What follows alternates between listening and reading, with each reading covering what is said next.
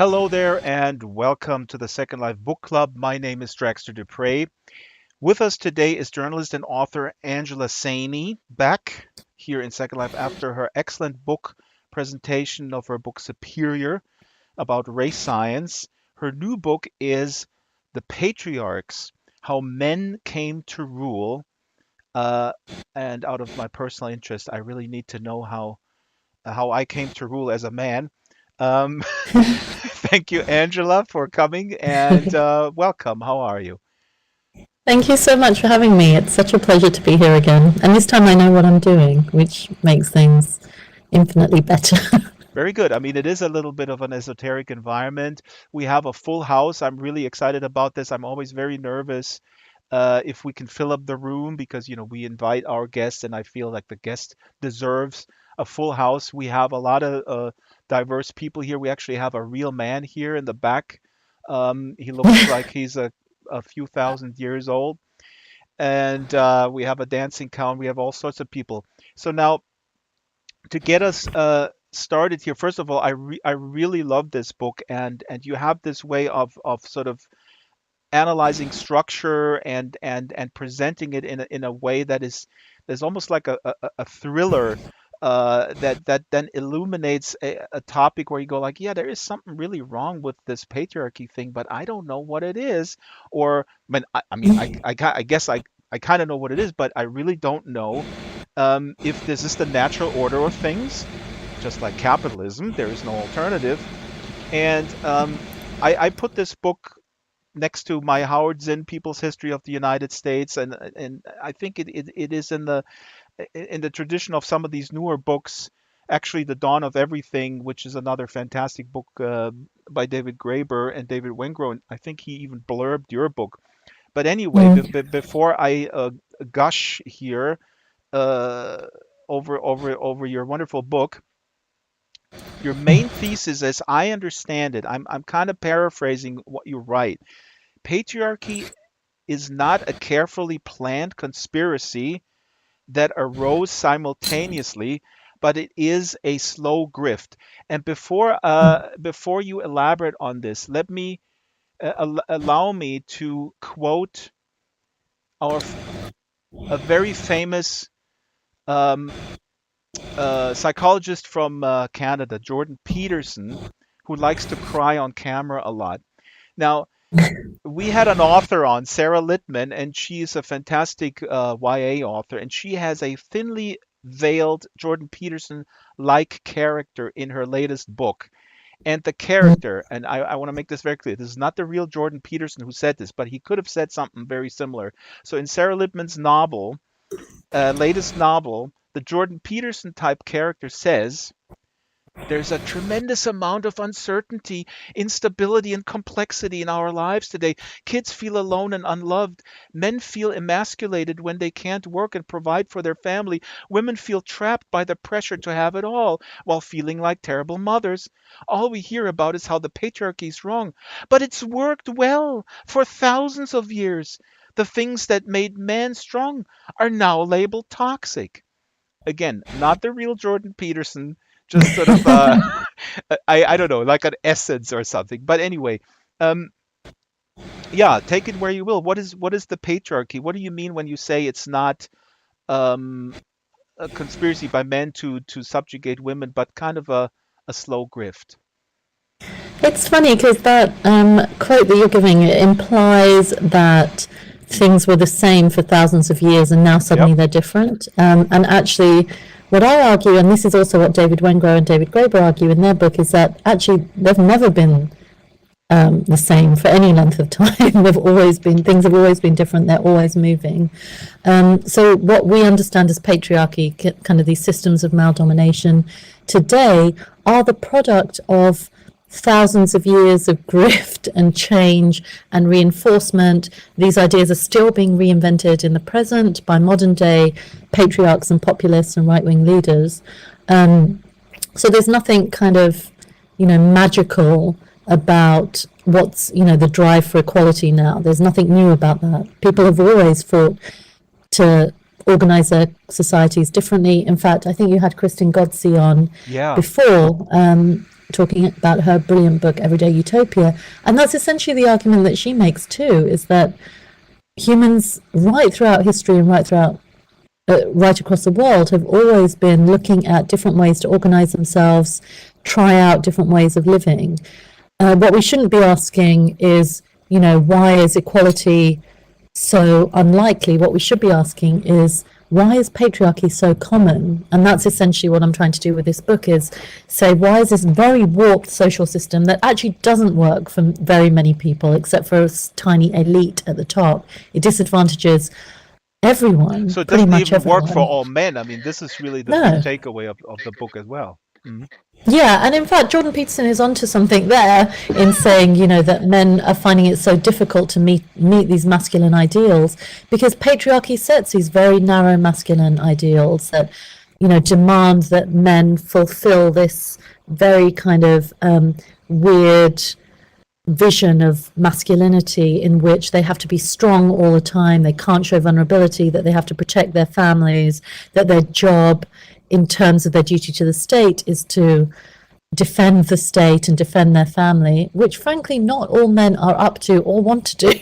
What? And neither do women under patriarchy all want to be mothers, looking after children and looking after men all the time. Mm. I thought all men want to fight and protect, and all women want to sew and cook. No, is that not the case? Not in my experience. That, In my experience, every single person is different. There will be some men who, are happy to go and fight, but there are also very many women who are in the military and who are much better at that than some men are. Women, we know throughout history, in fact, there was a Scientific American cover story just recently because we have so much evidence now showing that women have been hunters right throughout human history. And in fact, the further you go back into the Neolithic, the more evidence you see of women hunting. We see women buried with hunting implements. We see the kind of human remains that indicate that women were hunting right throughout human history. We've always had women military leaders. We've had women fighting in wars right the way through history. What's strange is that whenever we see evidence of this in the historical record, we consign that to a footnote. These are just strange women, or they're just aberrations, or there's something strange going on here, that they're marginal to the main story. In fact, the main story is that every single one of us are capable of different things. And what patriarchal ideologies do is impose this very narrow binary idea that men can only do this set of things and women can only do this set of things. and here's actually the quote. I was looking through my slides. You write in the book, in real life, not all women want to weave or stay at home and have babies. Not all men want to go to battle and risk their lives, but the elites didn't care about the individual. It was in the interest of these early states for each person to live within the boundaries of expectation. The machine depended on it, and we're going to get to that kind of structural analysis. And I want to assure people who come here, we will find out who really benefits from this. Uh, some people may have already figured that out before I even opened the book.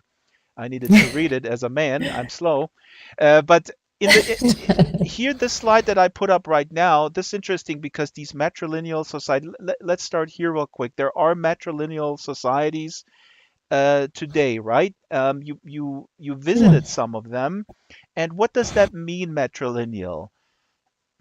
Yeah, I think people imagine that everywhere around the world is patriarchal, that patriarchal societies are universal, and they're really not. There are at least 160 matrilineal societies around the world that have been documented by anthropologists. So these are current living matrilineal communities.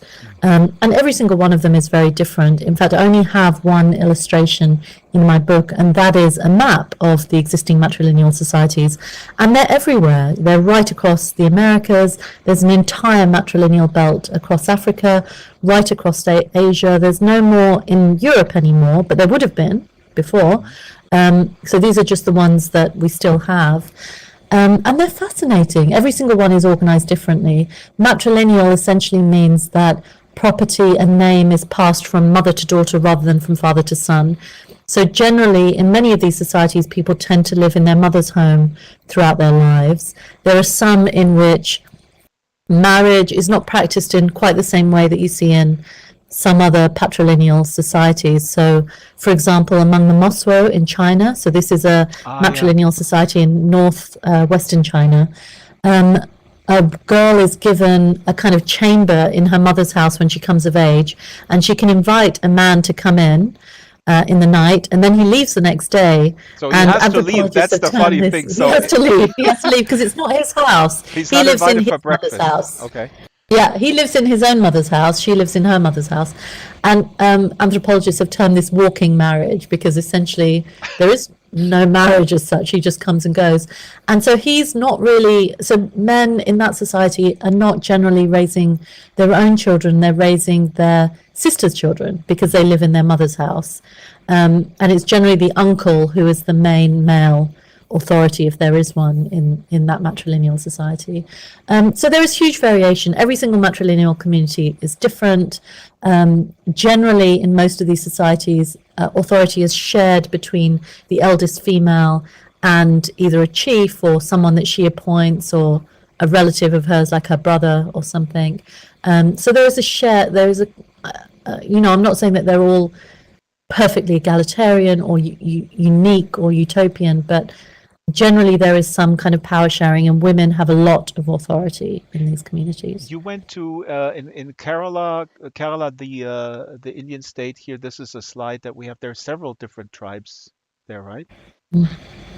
Well, Kerala historically is famous in India. So I used to work in India. That's where my family heritage is. So uh, my family are from Punjab, which is North India.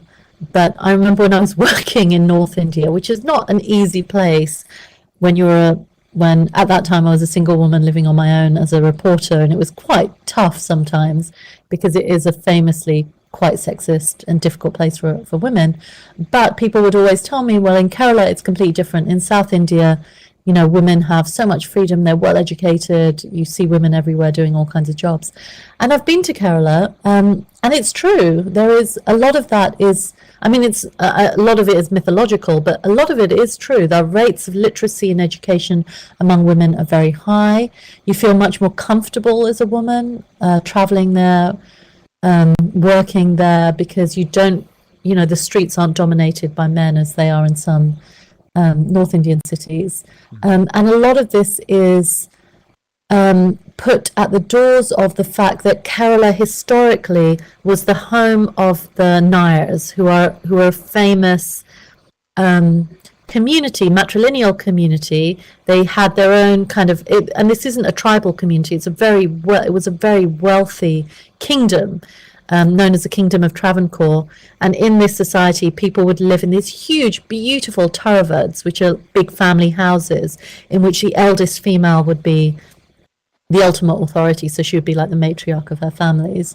Mhm. And women essentially had all the sexual rights, freedoms that men did. It was only really with British colonialism and when Christian missionaries came to that area. So Kerala these days has very high rates of Christianity. So when missionaries came and when British colonialists came, they were shocked at this. For them, patriarchy was the natural way to live. They couldn't understand why women in this society would have as much authority as they did. And so over the course of more than 100 years, they gradually undermined matrilineal practices in Kerala through the law, through court cases, through education, by imposing certain ideas on the society, to the point where in the 1970s, so after the British left, this left such a mark that the Kerala legislature outlawed matrilineal in Kerala.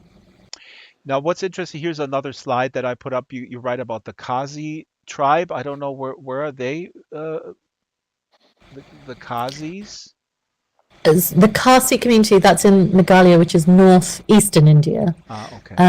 So this is But at the this is other still side of an the country. this is still an existing small community, or how can we picture them? Yeah. Uh, they also have matrilineal organization in terms of Yeah, property rights and freedoms? yeah, they are still matrilineal. They are matrilineal to this day.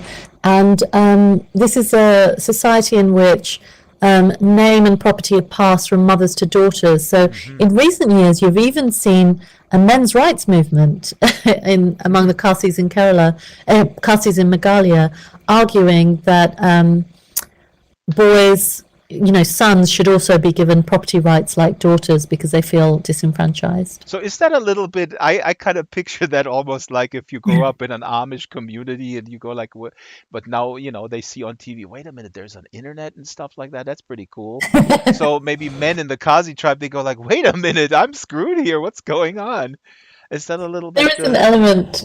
There's an element of that. There's no doubt. As people get exposed to different societies and they see how different life could be for them, and we've all done this. As we travel, as we look at how other cultures live, we think, well, I wouldn't mind having a piece of that, or I'm glad that I have this. We're always doing these Well, comparisons. So that's of even when you course, grow up as a child and your we family is do. your universe, and then all of a sudden you see, wait a minute, these other people they drink Coca-Cola for breakfast. That's not fair. I'm not allowed to do that. So yeah, well, we're all borrowing from each other all the time, and that's really part of the human story. That right throughout history, cultures have borrowed from each other. Communities have looked at other ways of doing things and thought, I will have that. And of course, the elites, those in power, are always looking for ways to gain more wealth and power for themselves. And I think that's part of the reason that patriarchy has spread, because it's an incredibly Yep. sticky useful system for social elites, because it essentially creates a class of human beings who will do domestic work for free and produce way more children than you would otherwise. So women in under patriarchy, of course, have far more children than they would otherwise, and we see that even statistically today, that the more educated the women are in a society, the wealthier society is, women tend to have fewer children. There, just real quick, there's an open, somebody has an open mic. Please close your mics, folks. There's a little bit of a noise here. And, but otherwise, if you're just tuning in, if you're just coming in, our guest today is Angela Saini, and her excellent new book is The Patriarchs: How Men Came to Rule. And before we get to to sort of the again, I mean, spoiler alert, the elites benefit and the reproductive, strategies are much better in patriarchy than they are in other organizations. But I just wanted to put up a few typical cliches that over the hundreds of years about women. Alexis de Tocqueville, who you cite in your book, when he visited America, and in his famous book Democracy in America, now I forgot if it came out 1840 or maybe 1844, he wrote, so he was traveling the country, and he observed, while the Americans have allowed the social inferiority of women to continue, they have done all they could to raise her morally and intellectually to the level of men. Again, Mm, very sort of sticky stereotype that women need to be led by men, right? I mean, again, I do want to tie this in today because I find it so fascinating with Kristen Gotzi.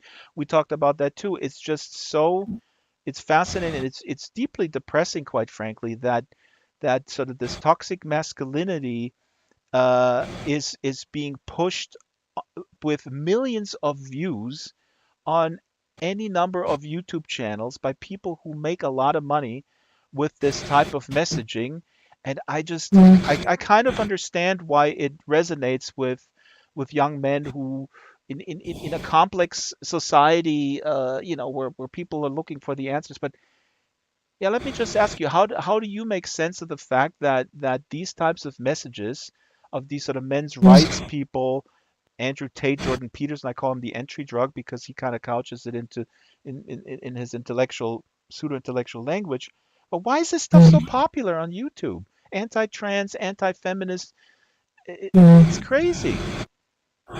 Well, I can understand, why some people are drawn to that because what equality, the push for equality, and we have to understand that the social change that we've seen over the last 100 years has happened. If you look, the timescales that I deal in, that I write in, I start with the Neolithic, so I'm looking at the last 10,000 years. And when you take that big sweep of history, the kind of social change that we've seen over the last 100 years, it's really remarkable. Year on year, we are having radical new ideas come out, radical new ideologies, theories about how we live that are being spread at the speed of light around the world, that to the point where generations can feel completely discombobulated by the shifts that are happening, to the point where, when we hear, when people of certain generations hear things, they genuinely don't understand them.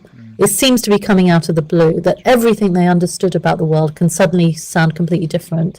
And for people who are raised in a world that tells them that this is the order of things, and now suddenly being told, well, actually, that was a terrible way to organize people, and now this is how we want to understand human beings going forward, and this is your place in society. It can be scary, and especially, I think, for young men who are trying to figure out their place in the world, who are trying to think, okay, what is my role then? What am I supposed to be? Who am I?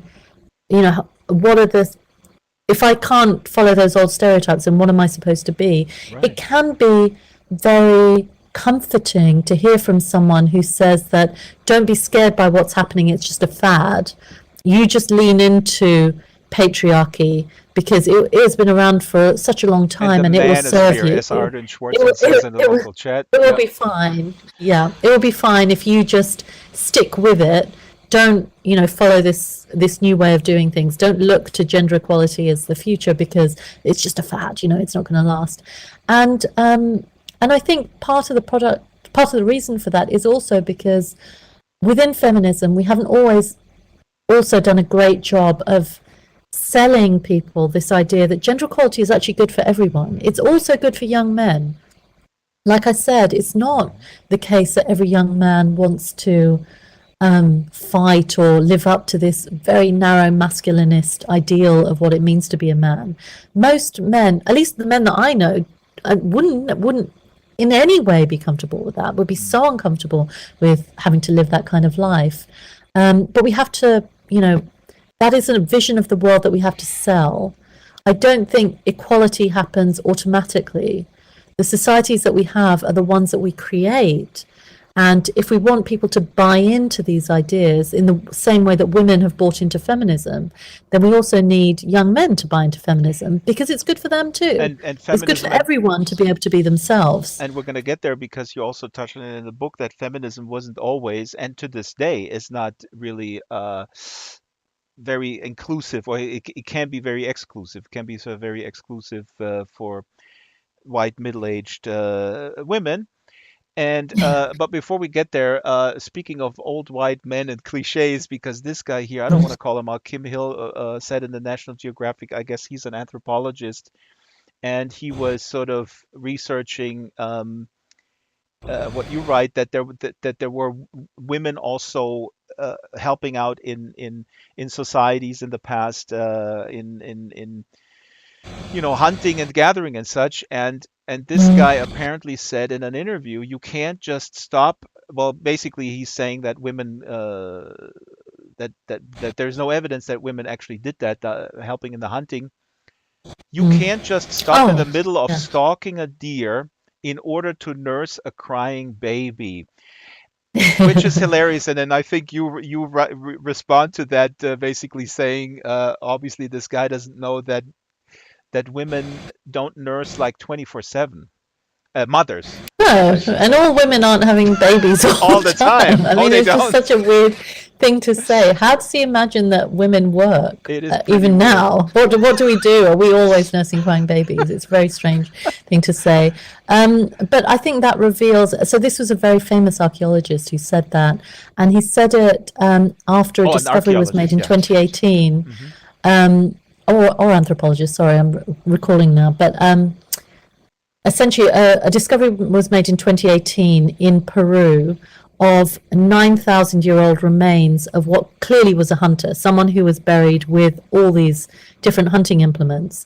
And everyone accepted it was a hunter until the remains turned out to be female. And then everyone was like, wait a second, how do we reconcile these two facts with each other? The fact that this is a hunter, but it's also someone who was female.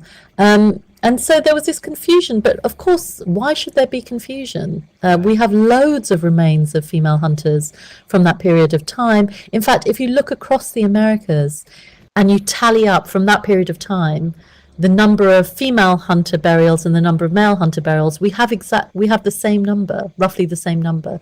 So we can't say that hunting, big game hunting, was a gendered activity in the Americas 9,000 years ago, because we genuinely don't have the evidence to say that. We just don't. So we should fit our explanations with the evidence rather than being shocked when the evidence doesn't fit with our understanding of the world as it is. Yeah, pushing things And I into a think that's part of the binary. problem. Right. It's hard work to push everything into a binary worldview. These people work overtime. Actually, Jamonkey here in the local chat says, let's see here. Um, he says the nursing mother needs to hunt the mother deer nursing her baby, and then they can take breaks at the same time. Um, Now, this is another thing, another sort of trope or cliche. On the slide, we now see a famous diorama from 1939, I believe, that is displayed in the Museum of Natural History in New York City, and it's called Old New York. And Yeah, here you see uh, the European colonizers awaiting these natives who come barefoot and half naked, while the Europeans are fully clothed. So there's a bunch of issues here with this diorama, and what I find very cool is that they uh, did amend this display with these explanations. So talk a little bit about that, because I also find it really, really helpful when museums amend exhibits with explanation and context rather than just removing them. yeah. The American Museum of Natural History is an interesting one. I do quite a lot of work with museums um, on issues like this, which is how do we reconcile the way that people thought about history 100 years ago with how we understand it now. Of course, our understanding of history is always changing. This diorama was made about 100 years ago, and it depicts the arrival of the Dutch in what is now New York and their first encounters with the Lenape, so the Native Americans who occupied this territory at that time. And it's full of historical errors, which is to be expected because 100 years ago, the way that people framed encounters between Native Americans and Europeans, the way that they thought about manifest destiny and the ideas of what the United States was. They had certain ideas about white supremacy and the primitive, this idea that non-white people were primitive, that they belonged to the past. So what this diorama does is essentially perpetuate all of those ideas, and as a result is really ahistorical. And the museum knows that. So they had a challenge, what do we do with this? Do we take it down? Do we do a new diorama? And what they decided was that they can't do this with all their collections. There's a lot of problematic collections in the American Museum Hmm. of Natural History. If you've ever been to the cultural halls, then you'll know. But with this diorama, what they decided was they would put labels, sticky labels on the glass in front of the problematic bits and explain to visitors this is what they got wrong. For instance, the fact that the Native Americans all look the same. They look identical, whereas the Europeans all look like individuals with different faces. Again, perpetuating the stereotype that foreigners all look the same. And what was fascinating for me, particularly writing this book, was that if you look in the distance, you can see these Native American women kind of hunched over, Hmm. looking like beasts of burden, essentially, these huge weights on their back. And that implies that they were peripheral in their own society, that they were not treated well, which couldn't have been further from the truth. Absolutely the opposite. Native American women were very much part of the political, social, cultural life. They were authorities in their own societies, very much so. So, in every way, it gets Native Americans in general wrong. It particularly gets Native Yeah. American women wrong. And that's fascinating because it gives us some insight into the way that America, the United States, has always imagined patriarchy and how far it goes back into history. So part of the reason this diorama is framed the way it is because under 19th century, early 20th century worldviews in Europe, patriarchy was natural. Hmm. And, the further you went back into the past, this is how people would have always lived. And so it seemed only natural to them that other societies, which they believed were less civilized and more primitive, could only be more patriarchal, right? When in fact, many societies around the world were actually not patriarchal at all. Right. And as a matter of fact, people here also in the chat are pointing out that there's also a lot of gender fluidity in native and Yeah, indigenous cultures. absolutely. And one story that you also recount, and maybe Shyla, you can bring up this image about the sky mother, that tale of the creation of the earth from the Iroquois, the Haudenosaunee. Oh God, I hope I pronounced this correctly. This is the origin story where the sky woman, the woman from the sky, uh, falls down and lands on the turtle and basically creates the earth. Here's that image. It's a wonderful drawing. So when Europeans arrived, they really, I mean, we all know this, that they committed a genocide, a cultural genocide, and really kind of pressed all this into their views, which is an interesting paradox of American democracy too. I think you actually say uh, in the book somewhere circles had to be squared. I Mm. love that. I love that sentence. Yeah, it was. I mean, there was this Circles big needed to be challenge. squared. That's the correct quote.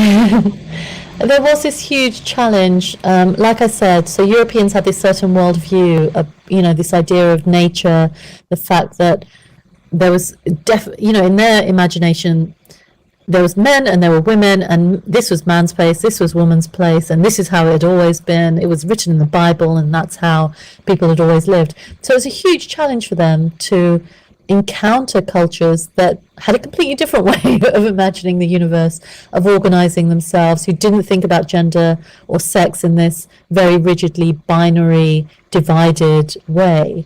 And that included, so I've already mentioned the Lenape, but the Haudenosaunee, or the Iroquois as they were known, this Native American community that still lives in upstate New York.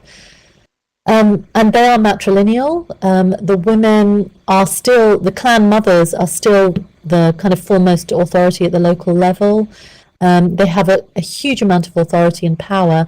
And also, even in their origin stories, so these are kind of their way of understanding the world, life begins with a woman. It was the Hmm. sky woman falling to the ground that actually created life and earth and everything in the first place. So when you imagine, lineage that way, that everyone is descended from Sky Woman, then you think about yourself in a very different way. And this was a huge challenge. How do Europeans then fit that into the way that they imagine history and the way that they imagine the universe? And the way they did it was to suggest that everybody, all humans, were matriarchal once, the way that they thought Haudenosaunee were, Hmm. and that when people became civilized, then they became patriarchal, Mm. which is again a really terrible way of framing things. And because of that terrible way of framing it, they sought to civilize Native Americans into patriarchy, the same way that they did in India, the same way that, in Kerala, they told people that it was uncivilized to live in these big women-led Taravards to, to not have marriage the way that they had it, patriarchal heterosexual marriage. They imposed these ideas on Native American communities in the Americas, and part of that involved this story that we're very all becoming very familiar with now, sending young children to these horrific boarding schools Hmm. in which the young boys are taught to do agricultural work which was managed by women before, and young girls were taught to be housewives. Can you imagine? Yeah, these are women who were not housewives at all before. Communities in which work is shared, communities in which women are in charge of agriculture, suddenly being told that your place is in the home. Hmm. Um, so everything changed. But that's not to say that cultures were completely destroyed. They weren't. A lot was retained, and modern day Haudenosaunee societies are still matrilineal. A lot has been um, reclaimed, Reclaimed, yeah. retained, and Mhm. is being celebrated now, when for more than a century people were told that they couldn't celebrate their cultures or speak their languages. I'm looking at my notes, and I don't know if this is a quote from you or if this. Now I don't know if I came up with that conclusion. Probably you did, but basically, here I wrote under the paradox of U.S. democracy circles needed to be squared. I wrote exporting European domestic arrangements, and that they basically replicated a feudal hierarchy then into the Americas, and that's kind of what the paradox is, right? Because they say we're emancipating from that crap. We're the first democracy, the only real democracy. And then Alexis de Mm. Tocqueville comes in and says, "Yeah, you're totally right." That was my French Yeah. accent. But that's really kind of what they sort of this cognitive dissonance, I guess, or I don't know if they felt that, but that's what you mean by the circles that needed to be square, right? They needed to have this identify them self-identify as trailblazers in democracy, but that Mm. they destroyed much more progressive arrangements. Yeah, they did. And progressive, is relative. What we think of as progressive now was not seen as progressive Hmm. in the 19th century. So for them, the way that they framed it, that they were civilized and any other society that wasn't patriarchal was uncivilized. Today, of course, we think of patriarchal societies as uncivilized and gender equal societies as more civilized. So this is how things work. Whoever has the power at the time gets to dictate the terms of how things are arranged and what is, in quotation marks, superior or inferior. And that, is the devastating way in which patriarchy works. So we imagine, when people ask me, when did patriarchy start? Well, in some parts of the world, yes, it is thousands of years old, there's no doubt. But if you are Haudenosaunee living in upstate New York, for you, it is within living memory. This has Hmm. just happened to you and your society. If you belong to the Naya community in Kerala, this has just happened to you. It's not, thousands of years old for you. So you have to understand these variations and the ways in which things move around the world.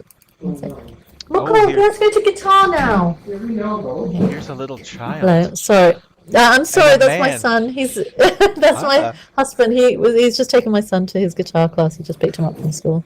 My very my husband good. and I, have to add, have a very egalitarian relationship. Oh, We split everything down the middle. you I'm quite probably lucky. probably inhabits your avatar also every once in a while. Who knows? Um, Now, speaking of thousands of years ago, I mean, you traveled for the book, and you traveled to Catalhoyuk. Do I pronounce this correctly? Çatalhöyük, Çatalhöyük. Çatalhöyük. Ah, okay. Yeah. So Çatalhöyük um, Mm. is I don't know. Is it seen as the first city of sorts from about 8,000 something years ago? Yeah, more than that, more than 9,000 years ago, Oh, actually. okay. But I mean, when it was excavated in the 1960s, it Here we was go. described as the first city. We don't know if it really was a city. It's a very large settlement. There's no doubt. And when we say first, that just means that it's the first that we have evidence from. So it could well be that there are older ones. We just don't know. We just haven't found them. That's all. So this was So yeah, this was excavated Çatalhöyük, and they yeah, found a woman there. Yeah. And the woman was possibly, I don't know, was described as a goddess. Now I can't find my slide right now. Give me a Yeah. second. Here we go. Oh, no, this is a different woman. This is the Somebody in the second woman. chat has just said Göbekli Tepe, which I also went to. So this is a site near Çatalhöyük. It's not a settlement. It looks like a ritual site. So it's it is older than Çatalhöyük by about 1,000 years, but it shows kind of ritualistic. It's quite incredible when you go there, but it seems to have been a meeting place for people. We don't know very much more than that because these sites both predate writing. Hmm. So we don't, there is so little that we can glean about what people thought, what their inner lives were. All we have are engravings and carvings and these beautiful frescoes on the walls that show hunting scenes and vultures kind of picking apart dead bodies. Most of what we know about how people live comes from the human remains, so burials and human remains. Ah, right. And here I actually put up this drawing that I found, which is really cool. But then they found the seated woman of Çatalhöyük, and Yeah. was she seen as was the interpretation I understand was that she was some sort of goddess that needed to be sort of worshipped. So I guess my question is, because this is another one of these cliches that kind of persisted or still persists to this day in archaeological fields when they encounter artifacts like that, they go like, ah, yeah, this is a woman, so she must probably be, and she's seen here with these two animals in kind of a powerful position, so she was probably worshipped. And I find it interesting that this, again, this goes back to this sort of binary thinking that this sort of the only conception that these people, these these archaeologists or whoever, seem to be able to assign to females. Yeah, it is interesting. So when Çatalhöyük was excavated, like I said, in the 1960s, that was the height of this belief in modern times of this matriarchal hypothesis that we were all matriarchal once and then civilization made us Hmm. patriarchal. So of course when she was found, this beautiful figurine, and it's so arresting, I have to say it's really stuck with me seeing she's in a museum now. This figurine is in a museum and it is astounding, how many female figurines there are from this period of time, not just at Çatalhöyük but right across the region. And she shows a person that seems to be a position of very high authority, an important person, possibly. So immediately in the 1960s, they said she was a great goddess, that she was, this figure of this matriarchal society. Now, more recently, experts think maybe she was a real person that's depicted here, which I would lean towards. Not that we can never know, but that I would lean towards just because the figure is so naturalistic. It looks like it represents a real person, or it could have been, someone who was important in her family or important in the community in some way. But either way, what this abundance of female figurines tells us is that women were in no way invisible at Hmm. this period of time. And in fact, when you look at human remains, the amazing data that we have from uh, you know wear and tear on people's bodies, what they were eating, how they were buried, tells us that men and women at Çatalhöyük lived pretty much the same lives. Hmm. They ate the same kind of food, they did the same kind of work, they spent the same amount of time indoors and outdoors. Even the height difference between the sexes was quite small, which is important, I think, because we forget the extent to which biological sex difference is also shaped by how we live, what we eat, how we're treated. We ignore that these days. We think that when we look at people, we're just looking at something biological. We're not. We're looking at a complex mix of biology and social and cultural impact on their bodies. So, the lead archaeologist who did the most recent excavations there in the 1990s, Ian Hodder, who is at Stanford, he said to me, in his own words, this was a settlement in which gender just didn't matter very much. It just didn't. We don't have the evidence to say that gender was important to the people at Çatalhöyük. Absolutely fascinating. I'm going to skip over our antiquity worship. I have that in my notes. because we love antiquity, we love art, poetry, and philosophy, but there's also, of course, Angela tells us that there's something wrong with that too. God, all this gray area. We want binary specs. So much easier life we would have.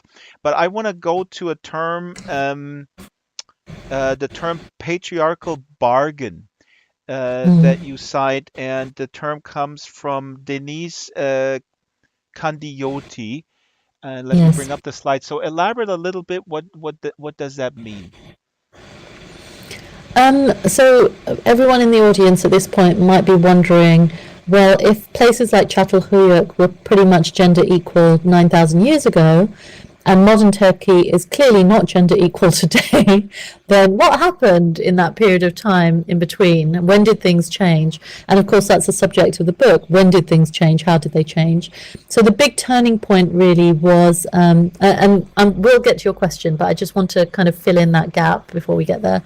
Um, there have been lots of explanations given for how patriarchy actually emerged. There are some people who say it was with agriculture. The problem with that is that we have agriculture for a very long time before we see any signs in the historical record of gender depression. And of course, women are still very much a huge part of agricultural work to this day. I think it is the majority of small scale farm managers around the world are women, which is something we forget, again, if you live in the West. But, when I've traveled to Kenya or when I've traveled to India, you see women working, Yeah. doing, many of the same jobs as men are, but certainly in the rural areas doing everything. And if they have children, they just sling them on their backs and they carry on doing that very hard manual work. So agriculture is not, we cannot say it's the big turning point because we just don't have the evidence for that. What we can say is that with the emergence of the state, those very first states in regions like ancient Mesopotamia, so this is along the Fertile Crescent, not very far from Çatalhöyük, you can see there between 5,000 and 7,000 years ago, things starting to change, a shift happening, and a greater focus on population. These early states were very much concerned with population. And this makes perfect sense because if you're creating a state for the first time, if you're a social elite trying to create a state for the first time, your number one worry is, how do I get people to stay in my state Hmm. and produce a surplus for me and defend my state? I mean, why would we do that? Why would anyone choose to do that? So they had to instill loyalty, and they had to ensure that the people they had were producing as many people as possible. And so this concern about population naturally led to a focus on the family. And over time, and when I say time, I mean thousands of years, what this did was create a pressure on young women to have as many children as possible, and pressure on young men to defend the state because they're not giving birth to those children. And so you can see where our binary gendered ideas first took root, in that idea that women have children and the boys, they defend the state. And that became kind of the twin plank on which the patriarchal state emerged. So just coming back to what you were saying, the patriarchal bargain. So within these families, of course, you have an interesting dynamic then, because, within the family, you have your loyalty to your parents, to your siblings, to your aunts, uncles, everyone that you're related to. As humans, we feel a natural bond with the people we're related to. We feel a natural love. But at the same time, you have this state telling you how you're supposed to live, that you have to fulfill these very narrow gendered roles in order to show your loyalty to the state, to fulfill your duty to the state. And those are naturally in conflict, because what does a mother do when the state tells her your son has to go and fight now and he may possibly die? Or what does a father do when he is told your daughter now has to go and marry this person and start having children at the age of 13 because we need her to have as many children as possible, as quickly as possible? That is a huge tension that's created within the family, and that is part of what gives rise to the patriarchal bargain. So as Denise Candioti framed it, the patriarchal bargain is essentially the bargain that women make within patriarchy, particularly in their families, in order to maximize their own authority and power and status. Mm. And you see this play out most clearly with mother-in-laws. So I don't know how many of you have first-hand experience of this, but certainly when I give Are you talks gonna throw in your own Asia, mother-in-law now under the bus? Is that what's I'm happening? not. I have a very good relationship with my mother-in-law, but certainly when I give talks in Asia or the Middle East or in non-Western countries, particularly where people still live in extended families, so they live with their in-laws. You know, patrilineal or patrilocal societies in which people still live with their in-laws. That mother-in-law daughter-in-law relationship can be a very fraught one, Mm. and there is a natural power imbalance there. Mm. So essentially, what Candiotti was saying was that why are mother-in-laws so often so cruel to their daughter-in-laws? And part of it is because they enter a family as a daughter-in-law. They are treated badly within that family. They are exploited. They're often abused, depending on the society and how it's structured. Um, and so their only source of power then is to have a son, have him marry, have that daughter-in-law come in, and then they can be the domineering, powerful mother-in-law. So Mm. that's the bargain that they make, that they put up with that exploitation now in order to be the exploiter later. Mhm. As long as you have somebody under you, basically, that you can kind of Yeah, as long push as you them. have somebody under you. And that is, it's a horrible idea. It's an awful fact of what life is like in patrilocal societies for women, in the very traditional patriarchal societies in which there is this huge power imbalance. It creates vulnerable women who then have, they feel they have very little choice, that they It, have to play this game if they are ever to have any power within their families. so power, this is what I notated on my notes. Power overrides gender solidarity because when women stay in captive relationships, when they too can sort of exploit people or exploit labor essentially underneath them or in a power relationship. Um, I I Yeah, and we all care about power. It would be a mistake to say that women don't care about power right. or status. You only have to look online, look at social media, and tell me that women don't care about status. We all care about it. This is a quote from your book. The stronghold of patriarchal power lies in how deeply woven it has become into so many of our cultures. Without connections into the past, we would have no reference point from which to build our identities.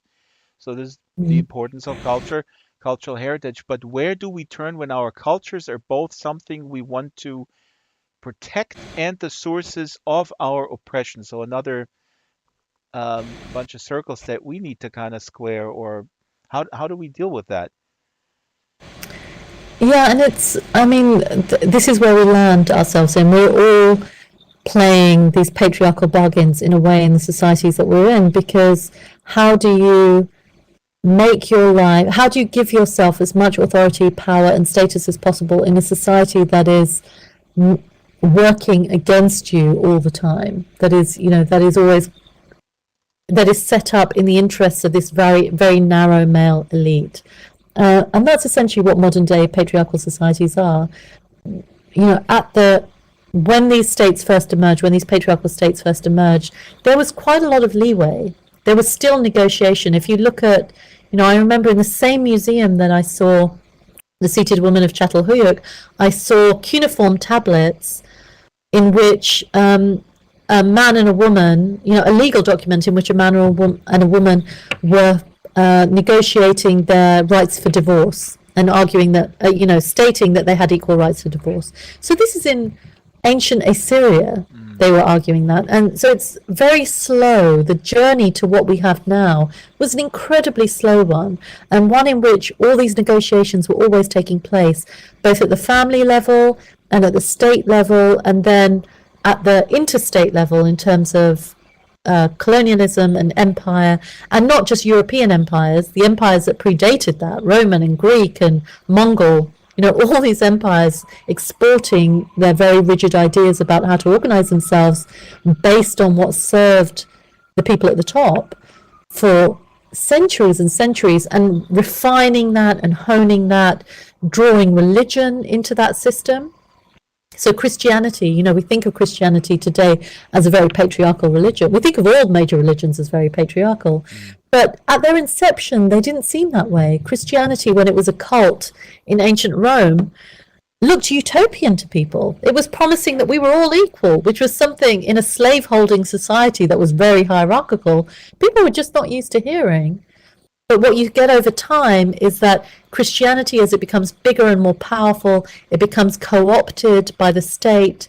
Its aims and goals become intertwined with that of the patriarchal state, to the point where today, the Pope, what is the Catholic Church most worried about? Mm. Family, sex, these things. There are so many bigger, more important things to worry about, but they are so deeply concerned with are you having sex outside marriage? Are you having enough children?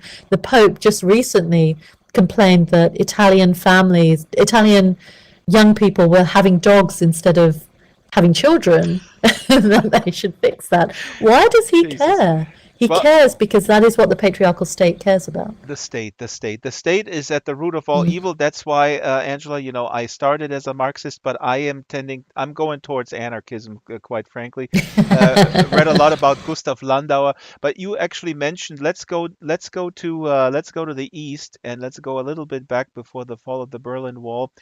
You mentioned Kristen Godsey, and we had Kristen Godsey here also the first time with her book "Why Women Have Better Sex Under Socialism" and other arguments for economic independence.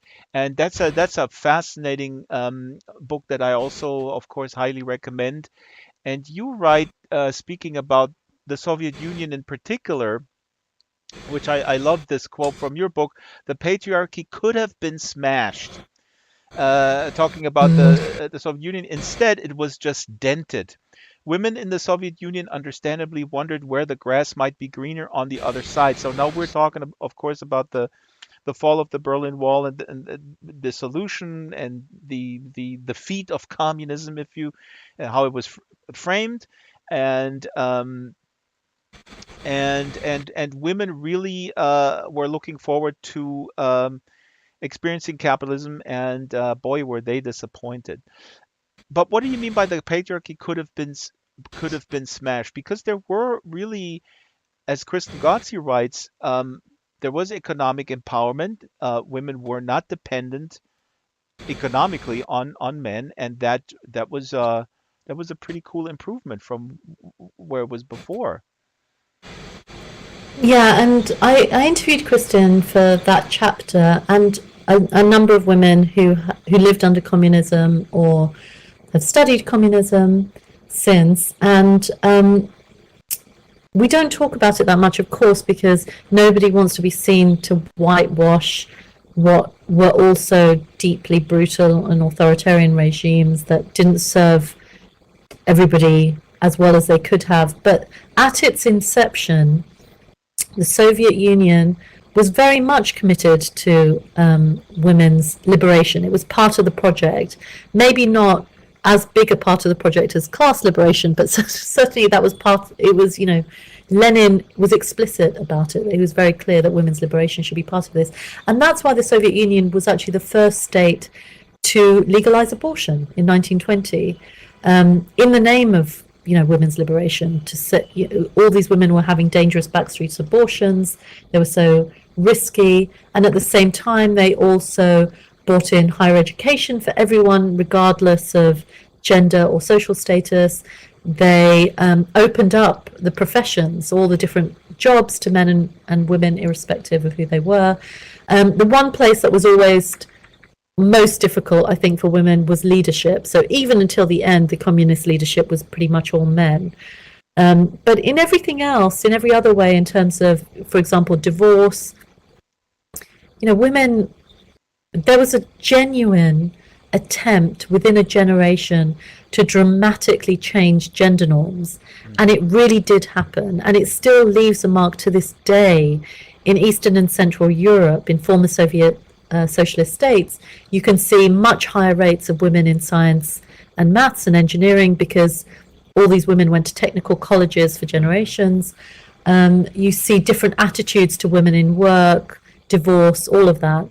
So it definitely did change gender norms, but at the same time, it didn't go all the way because there were still certain ideas of, housework, for instance. There was still this lingering idea that women should still be doing housework, which created a double burden for many of these working women.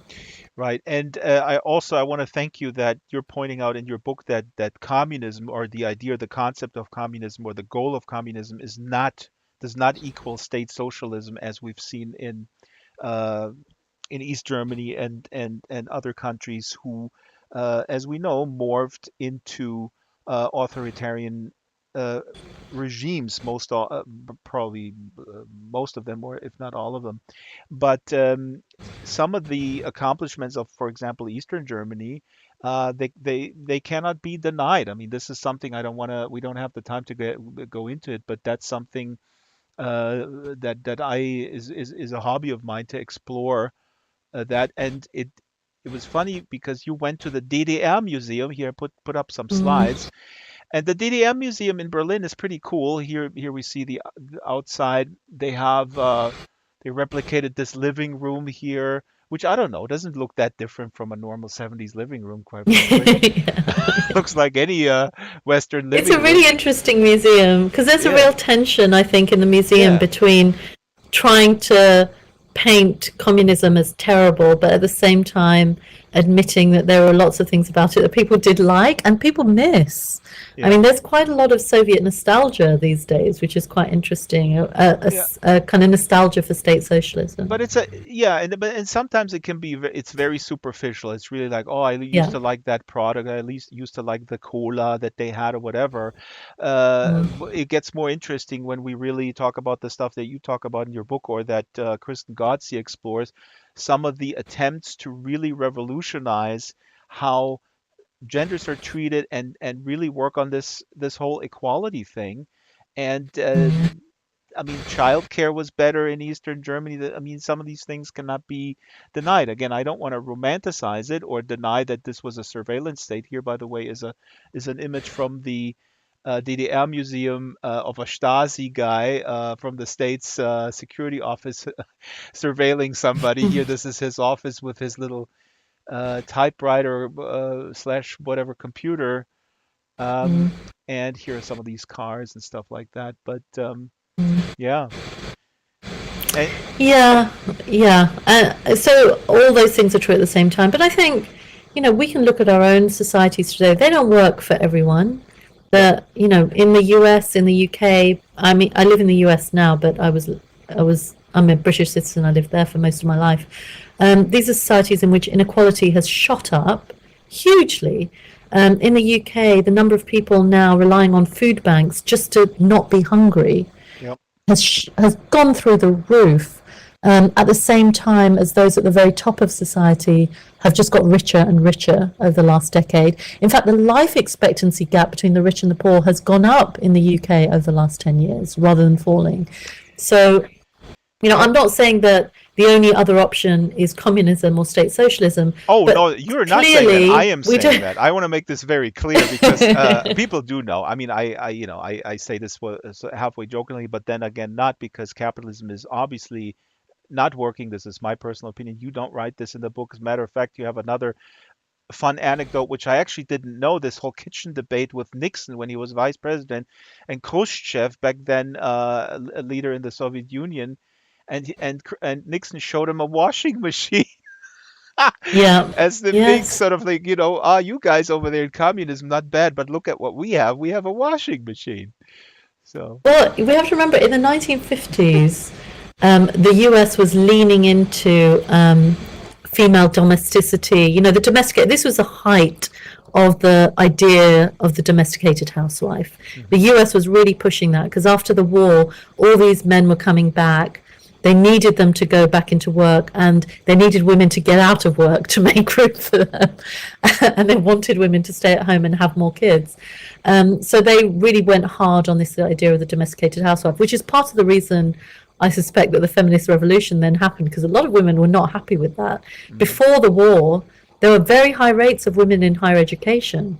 Women had got the votes. They were going. They were working. There were high levels of women in education. Suddenly being told your place is at home.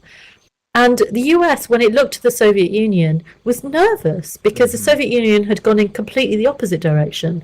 They were pushing women to work. They were, divorce rates were much higher.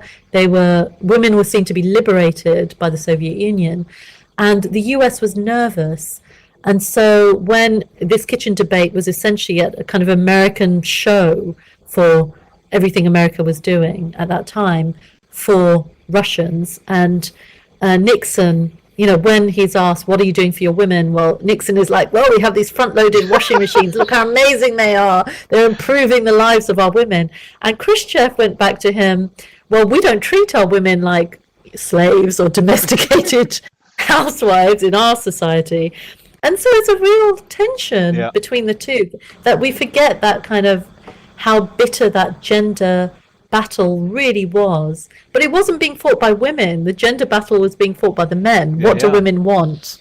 Exactly. There we go again. I mean, it's really, I mean, also this image here of this kitchen debate, there's all men just What do women want? what do women want written by a man, written by a bunch of old white Yes. men. Hilarious. Now, as we're coming towards, well, we already exceeded the hour. We're going to go a little bit more. I want to ask about the Iran Revolution 1979. So our summary for now, and then we'll do a conclusion. But I guess we can sort of see right now that all problems originate with the state, which benefits from this hierarchy because reproduction is secure. Worker bees are being reproduced, labor power and such, everything nice and smooth. Now, what happened in Iran? And I put up some slides here real quick. Pre-Shah Iran, there was a revolution in 1979.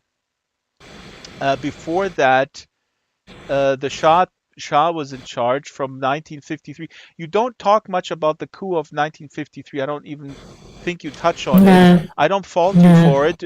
I think it's important because, but it's a whole nother, it's a whole nother bookshelf basically Yeah. because let I me had to be very selective. I'm sorry. And I absolutely, know I still get emails from people saying, "Why did you not put this in there? Why did you yeah. not put this?" But, I could write Yeah. 20 volumes Oh, on I this don't fault subject, you. and I I don't fault kept. you at all. I just want to briefly throw in when we talk about Iran, just for people to understand it, they may know that in 1953, a democratically elected leader, Mohammad Mossadegh, was overthrown with a coup that was orchestrated by the U.S. and Britain. We know all this today.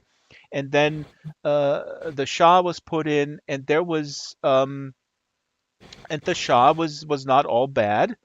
I guess when we look at these images, these look very Western. People wear Western clothes and they're having a good time at the beach and all that kind of stuff.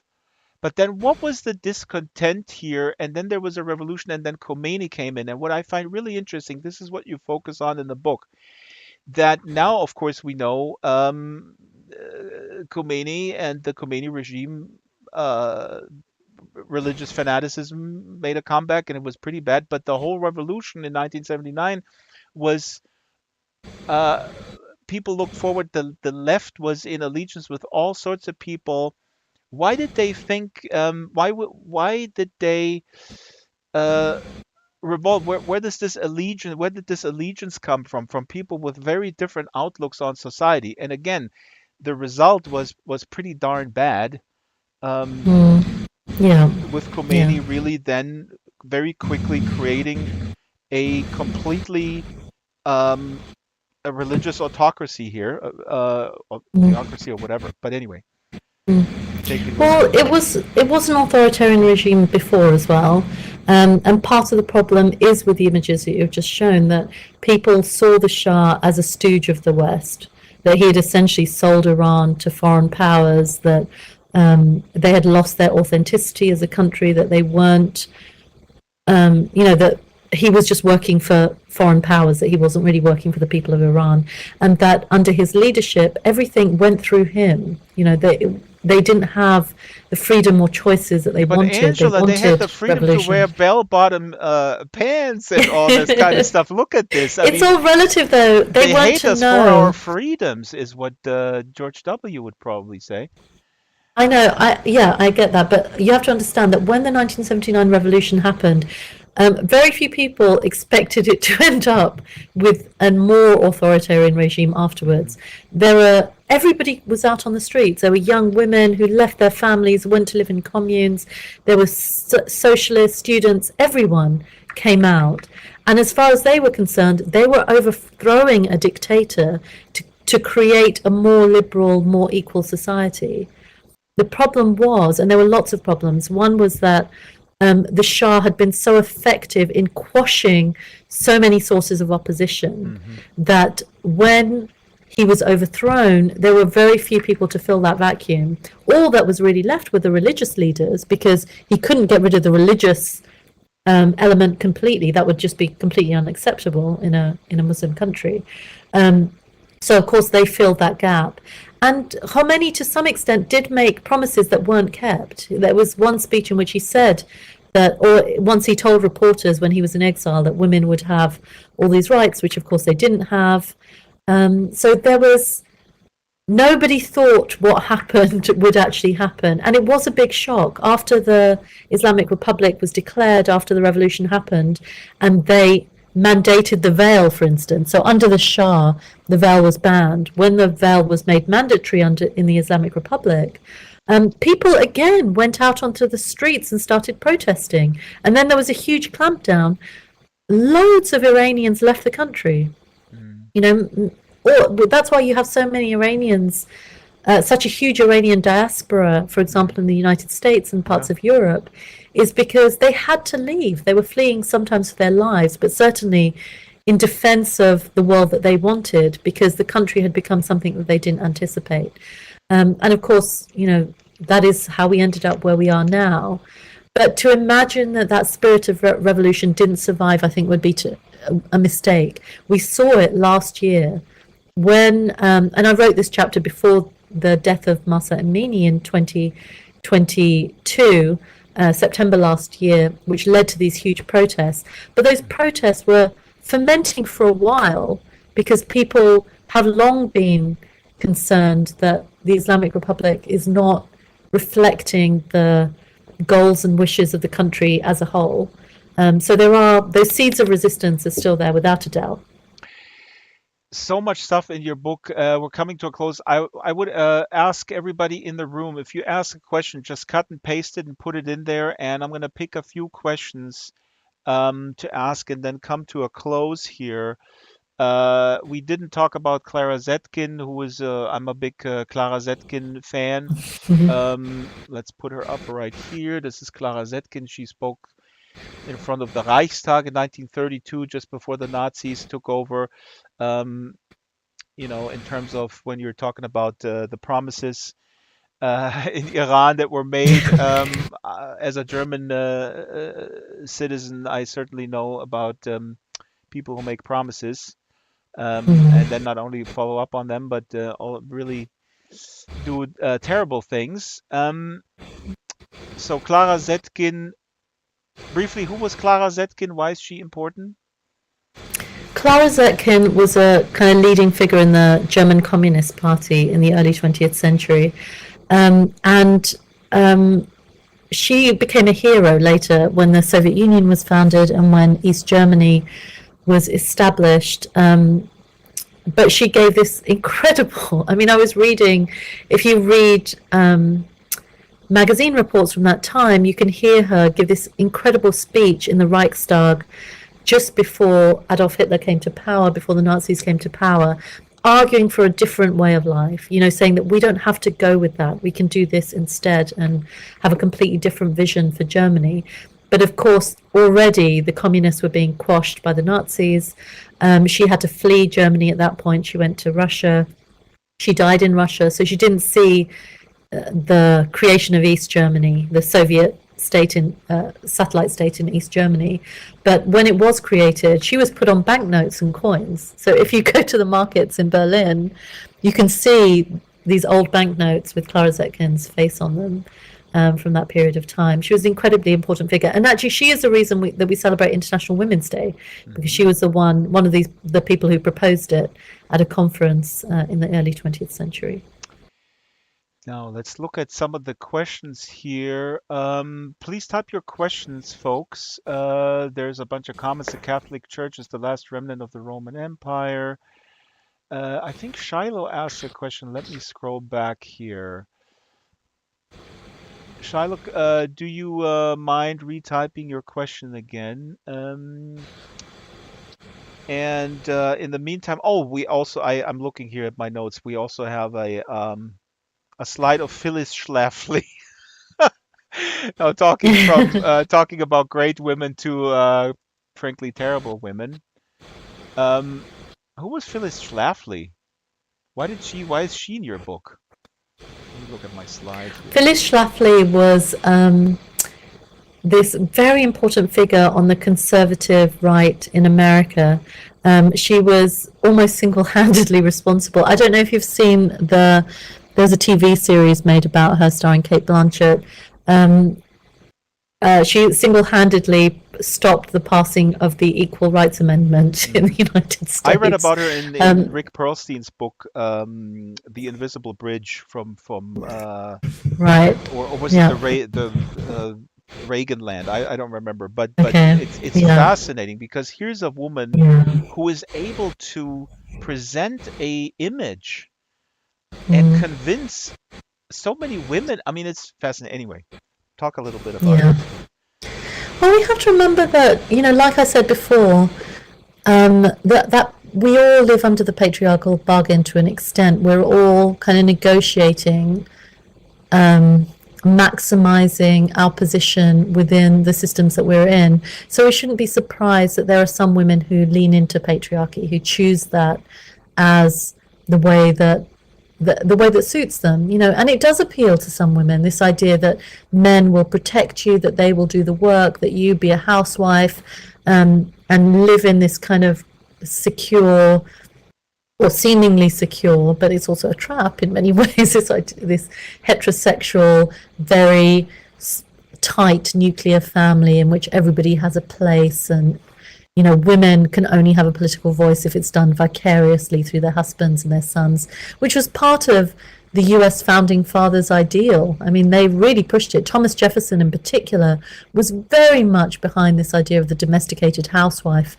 as the natural place for women, the place where they would be the happiest in fulfilling that. So that strain of thinking survives to this day. There are still, the trad wife movement, conservative women. There are many Republican women movements who subscribe to this very narrow patriarchal idea of what womanhood should be.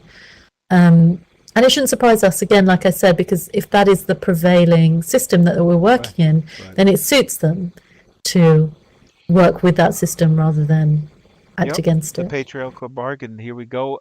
Yeah.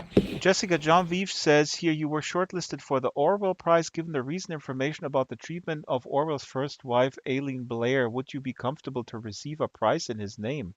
Oh, I don't know anything about this. Oh, I'm yeah, this living is under a just rock. recent. Yeah, this is recent. It's just come out.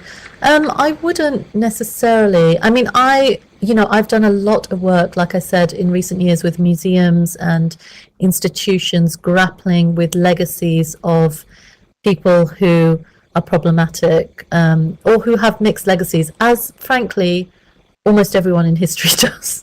There's very few people who come out of history clean as a whistle, Yeah. because there are different social values and social norms in different points in time. Even I remember being on the naming and representation committee at the Natural History Museum during the pandemic, and people were talking about Darwin, that Darwin put, even though he came from a family of abolitionists, certainly wrote about race and gender in really, what we would now term as completely unacceptable ways. So what do we do about these statues of Darwin? How do we remember Darwin? And that's why I don't think anything should be named after people. Frankly, Oh, I don't think lecture that's a good point. theatres place it. I don't Yep, think we should have statues of human that's a beings. good I point. just don't think it's a good idea Right. to do it, because it will always not serve you well later. So I would prefer to think of the Orwell Prize as being a reflection of the kind of journalism that Orwell did, rather than a prize necessarily celebrating the man. the So, complex person that he was, the problematic person that he was. But I also would remind people that you only have to look in your own families and at ourselves and each other to know that in the future, history won't judge us kindly either. well, So speak. that my personal view is don't name things after people, I think people should essentially. name everything about after me, but that's about. I have a mild.